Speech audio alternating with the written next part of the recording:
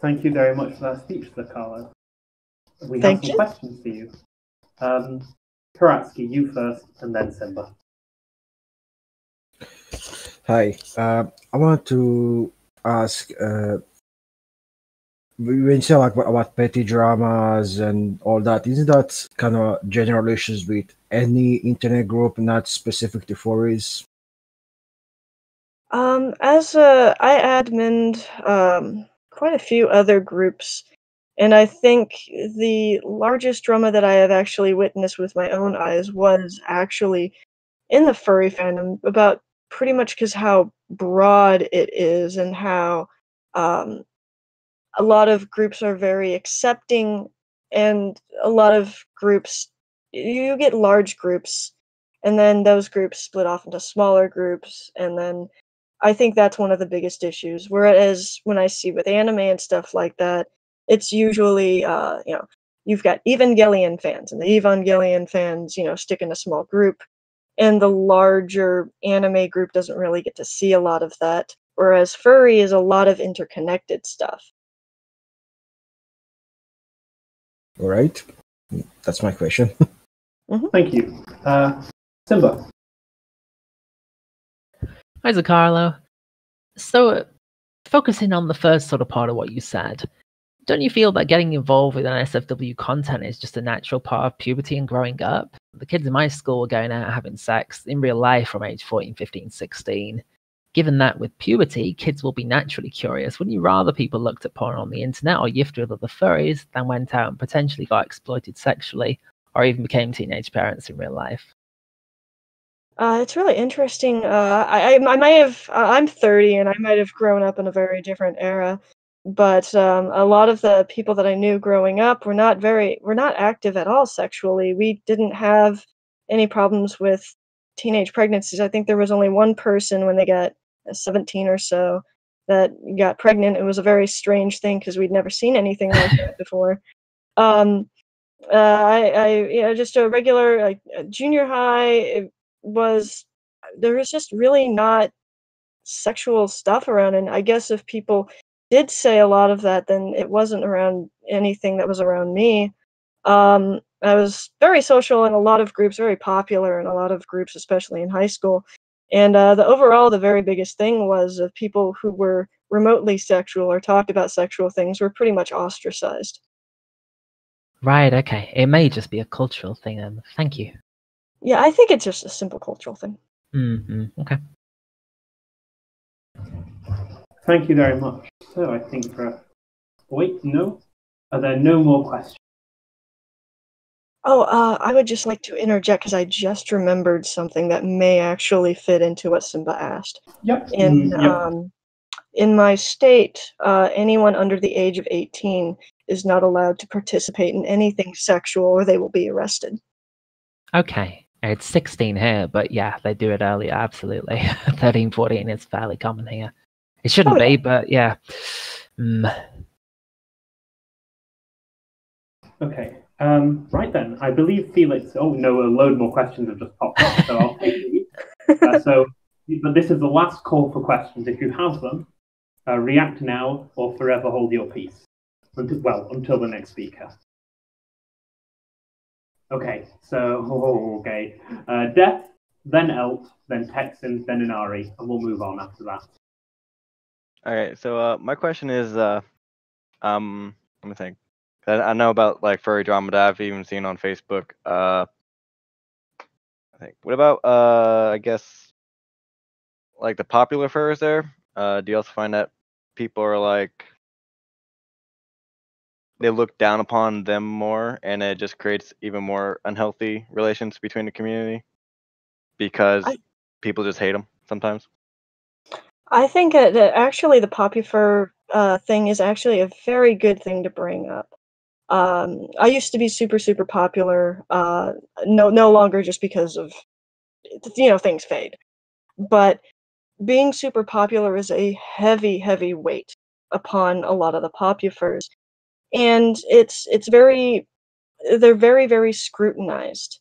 And I think that, they have their haters and then they have their fans, but it's sort of like, squeaky wheel screams the loudest. and you hear that voice more often than you hear a lot of the supporters. I see this especially on Twitter, where large, popular people are constantly attacked for very minor things. It could be anything, anywhere from like small politics stuff to, like I said, like markings on a fursuit. Um, and I think a lot of this stuff is when people see that like the comments on popular stuff on Twitter, like I've seen, is other people see those comments. And then, they latch on to that idea like, oh, well, I don't know who this popular person is quite much, but oh, I guess that's really bad that they put um, a marking on this fursuit that, looks like this other person, and that infringes on, something like, oh, well, that's bad. Like that person hates that person, so I want to hate that person. But I think popufurs are attacked a lot more often. That's my opinion, and I think that's very bad. Thank you very much. So we'll get through this backlog and then we'll move on. So, Elt, you're up next. Hi, Craig. Thank you for recording this tonight. I'd like to start off by pointing to the Furry Research Project in that the income and education levels for furries do not deviate from the standard population. So as far as a general average rather than a cognitive bias or a subsection of the furry population you may happen to deal with, seems that we're keeping up with the average trend for the average human. And I'd like to point to characters such as Simba and Sonic Fox as community leaders and heroes to actually go out of their way to do good and help society, and, in my opinion, balance out the bad actors that do influence our system. And really, we might be talking about a consequence of social media and how it populates or propagates negative perceptions and views, because it's easier for those to travel along the internet compared to positive stories due to weaknesses in human behavior. Is it possible the community actually does have good actors that outweigh the bad actors and we don't have a good perception of it? I agree that we do have a lot more good actors than we have negative actors, and that the negative actors get a lot more attention publicly, which leads to a lot of issues when it comes to the media. One of the other issues that I have actually noticed, I spend a lot of my time on furry Twitter, is that there are groups of people that go out and specifically single out and attack other individuals, and then post it on their own thing. Their whole entire fame is actually based upon attacking other individuals, and it becomes this rabid sort of thing where it's like, oh, you become more popular the more people you attack. And I found that it's not necessarily a lot of people that are interspersed or anything, but it is a very interconnected small group of individuals who specifically go out and target other people. I have not actually seen that in other communities, but once again, I have not, like, with the anime community and stuff, I used to be in that, and I own a Fictionkin server. It's very decentralized, and with furry, it's extremely centralized, and I don't know quite if that's due to social media or if it's due to the structure of furry being, conglomerative. Thank you for taking my question. Yeah, thank you very much. Next up, we have, is it Texan next? One thing I've seen a lot is you're talking about groups and as a whole. But I think something that we have to consider is, as an individual, I wouldn't say that it's unhealthy, but I think it has to be, what do you make of it, Like you could say they're like, just like in the anime community or any community really, there are people who are into diapers or stuff like that, or there's, macro, whatever, things that are farther than the fringe, or that would seem odd and strange. But in and of itself, I would say, what you make of it. I wouldn't make myself out to be a paragon of moral virtue or anything, but something to say that I won't take it too far. It's all about how far someone takes it, or what you make of it. You know what I mean? Oh, absolutely. You were cutting out a bit, but I understand that the gist of what you were saying was some people take things too far, and that's unhealthy. Is that what you're going for? Yeah, where it's not inherently itself healthy, but like any hobby or interest, you take it too far. You start to, taking it too far. Too far much of an interest. You know what I mean? Yeah, actually, that's a really interesting thing. I think it comes down to uh, community checks and balances and liability.